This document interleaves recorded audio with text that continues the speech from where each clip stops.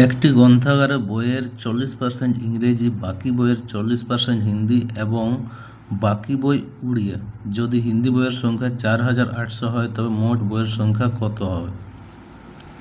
ঠিক আছে, মোট বইয়ের সংখ্যা যদি 100x যদি ধরে নিই, সেইখান থেকে আমার 40% যদি কমে যায় তাহলে 100 থেকে আমি 40 বাদ দিয়ে দিলে আমার কত থাকে? 60 থাকছে। তাহলে 60x এখানে আমি রাখছি।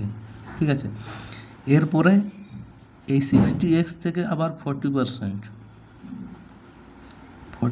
যদি বাদ দিই তাহলে হয়ে যাচ্ছে আমার 424। 8 থেকে 24 যদি বাদ দিয়ে দিই তাহলে আমার থাকছে 36, মানে এখানে 36x থাকছে আমার বাকি। ঠিক আছে, তো আমাকে শুধু বলেছে যে বাকি বইয়ের যদি হিন্দি বইয়ের সংখ্যা কত হচ্ছে? 24x। ঠিক আছে, 24x সমান দেওয়া আছে আমার 4800। ঠিক আছে, x সমান আমার হয়ে যাবে 200। ঠিক আছে, 100x সমান হয়ে যাবে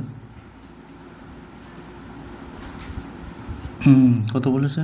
200 সমান আমার হয়ে যাবে 20,000। ঠিক আছে, অপশান ডি।